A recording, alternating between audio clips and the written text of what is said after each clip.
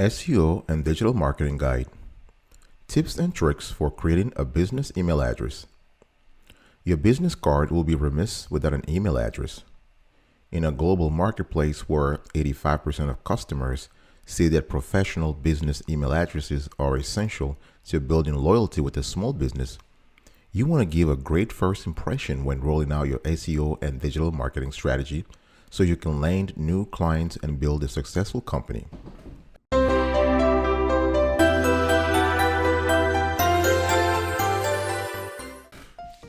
Welcome back, folks, to another edition of Sweetie Kiwi. I hope you are doing fantastic. I'm doing marvelous. And if you're doing as marvelous as I am, go grab a cup of coffee or tea. So today I want to give you a few tips and tricks for creating a business email address. This is a topic that is more important than ever. Number one, understand the benefits of having a professional business email address. Now, the benefits are obvious, right? So you want customers to communicate with you through your website. You want your IT department to have an already set up professional email address for each employee, right? So you want to be able to communicate with your clients through professional means. Now, this is the basic aspect of things. There are other strategic reasons why you need to have a professional business email address. The first one is branding in general, right? Your branding should be part of all communications you send to customers, right? So if you're trying to do things like promotion and if you want to avoid the spam filter, you need to create a professional business email address. You want people to recognize your brand, right? You will need a customer email address to use email services, that are available on the internet. Even if you have, for instance, you want to send out marketing pieces and customer communications, I'm talking about email service providers such as MailChimp or Constant Contact, they require a professional email address. So branding is number one. Number two, customer service. Now, customer service it's very important. You need to have a great email for your customer service department. So for instance, it will be customer, client inquiries at abccompany.com, or it could be customer service at abccompany.com. Those things are very important so that your customers feel comfortable dealing with you. They feel heard, they feel listened to, and most importantly, they feel like you are working on their inquiries. Having a professional business email address also helps you when it comes to showing a professional, sign of professionalism. So you basically give a professional response to any inquiries, whether it is from clients or from other stakeholders. Remember, your company has a variety of stakeholders, including customers, lenders, vendors, regulators, investors, right? So for all those people, you want to be able to send a professional response to their inquiries. Same thing when it comes to sales, right? Let's say, for instance, you set up a company and you have one of your sales guys.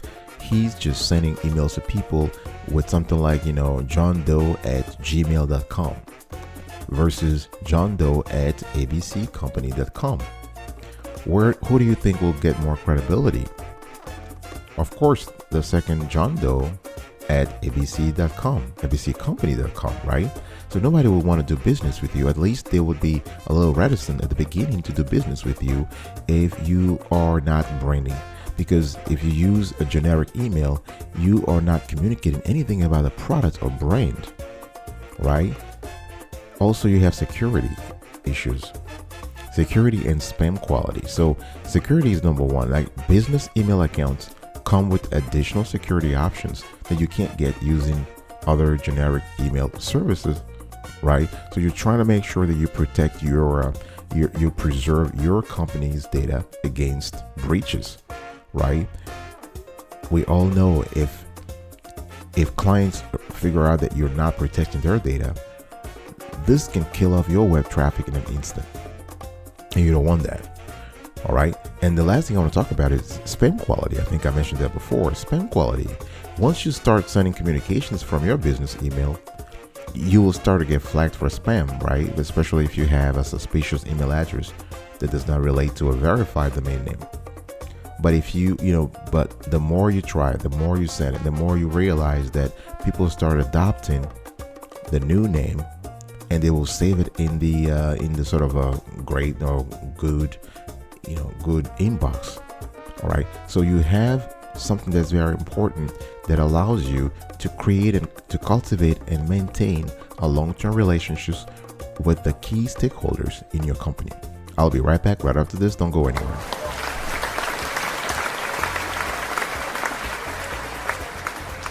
Welcome back, folks, to another edition of Sweetie Kiwi. We are continuing our conversation around tips and tricks for creating a business email address.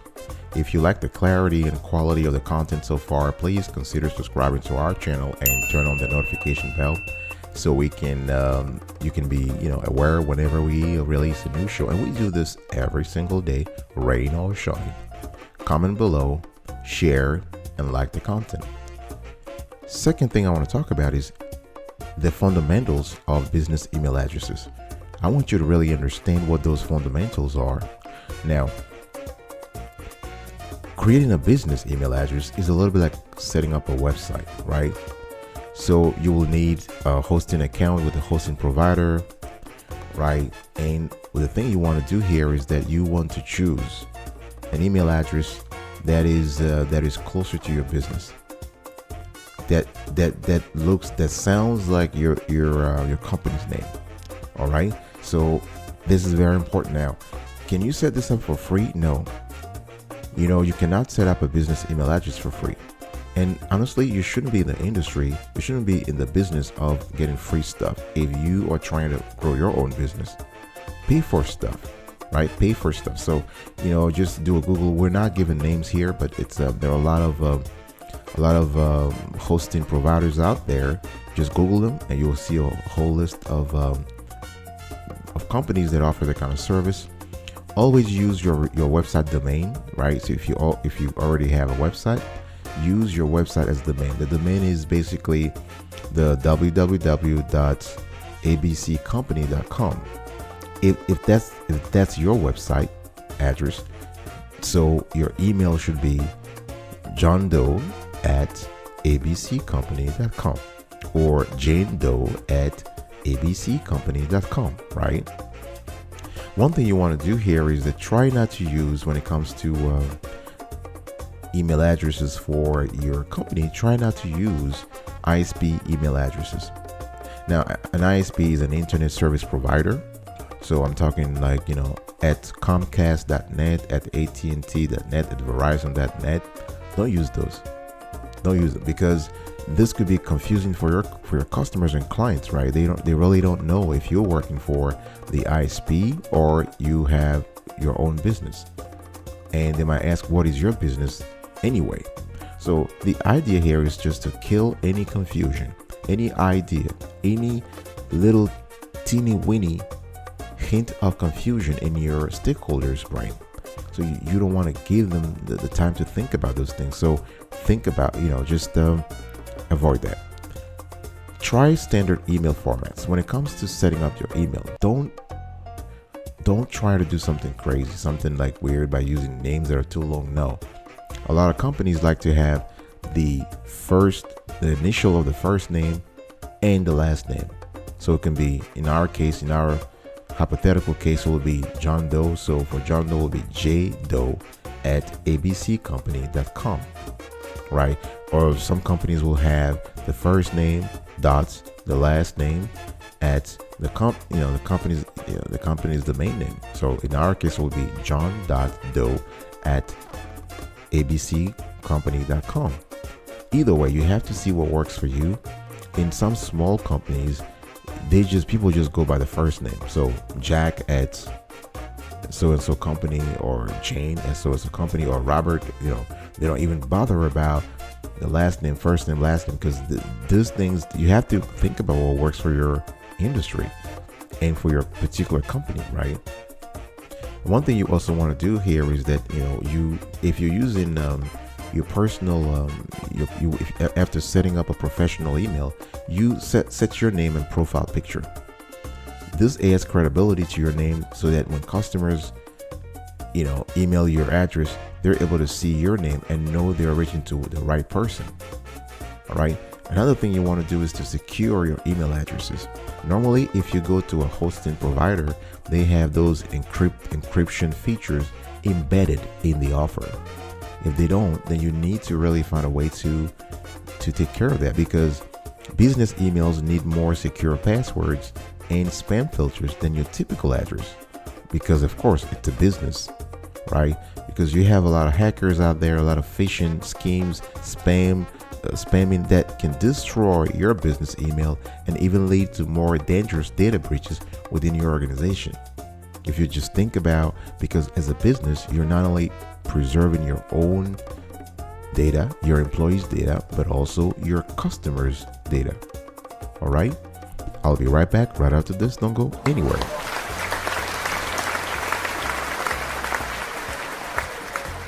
Welcome back, folks, to another edition of Sweaty Kiwi. I hope you are doing fantastic. I'm doing marvelous here. We continue our conversation about tips and tricks for creating a business email address. Number 3, you want to understand why you need to understand what you need to create a business email address. So to create a business email address, you will need to have a domain name and a website to create a free business email address, right?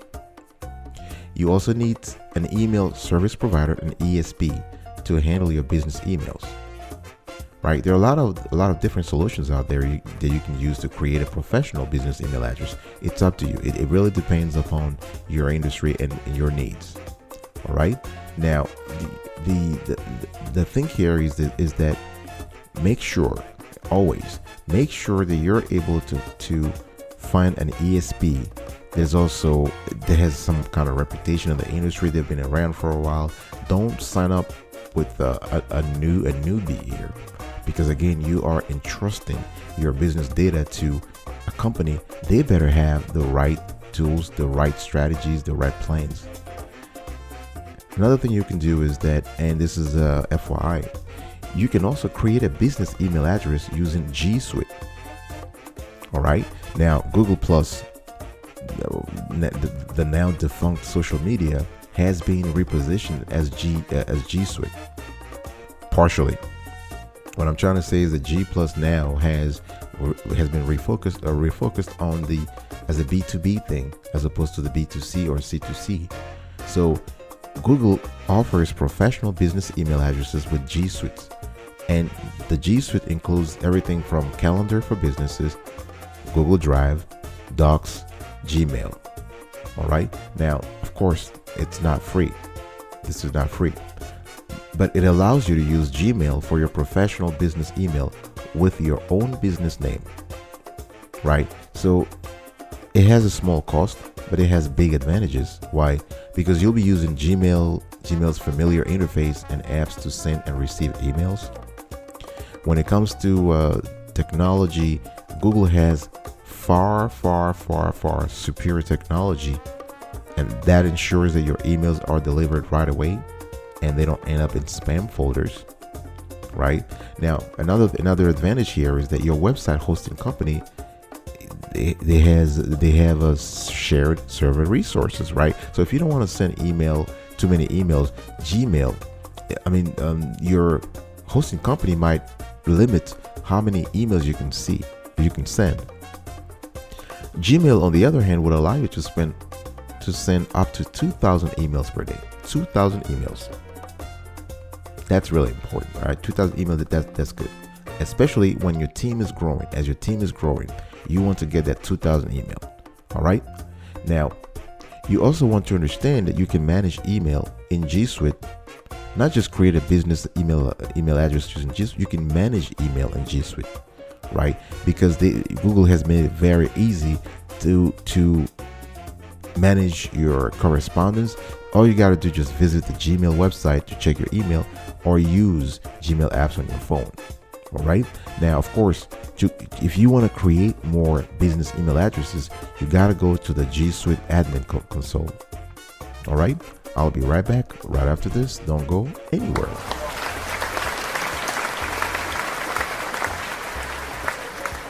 Welcome back, folks, to another edition of Sweetie Kiwi. We're about to wrap up today's show, and just wanted to give you a recap here.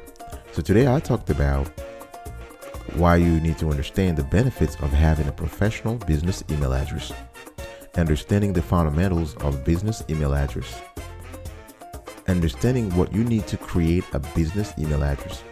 Know you can also create a business email address using G Suite. And lastly, understand why you can manage and how you can manage email in G Suite. Now, call to action. We like to give a few tips here and there at the end of every show. There are certain things you need to avoid when it comes to creating a professional email address. Don't use numbers and nicknames. Again, we're trying to keep things professional here, right? Things like, your titles, positions, and other miscellaneous, other regalia. It's not really interesting, right? Nobody wants to know that, is John Doe accountant at abccompany.com or Sir John Doe at abc.com. We really don't need this. Just go straight to the name, to the person's name, first name, last name. Also, trying to make sure that you don't include in emails things that might, relate to personal beliefs, race, religion, gender marks, sexual character. We really don't want that, right? You're trying to keep, again, the idea here is to keep everything clean, everything professional, so you can focus on what really needs to be focused on, which is growing your company, and not worry about, distractions. All right? Thanks for listening. I will see you next time. Until then, stay marvelous.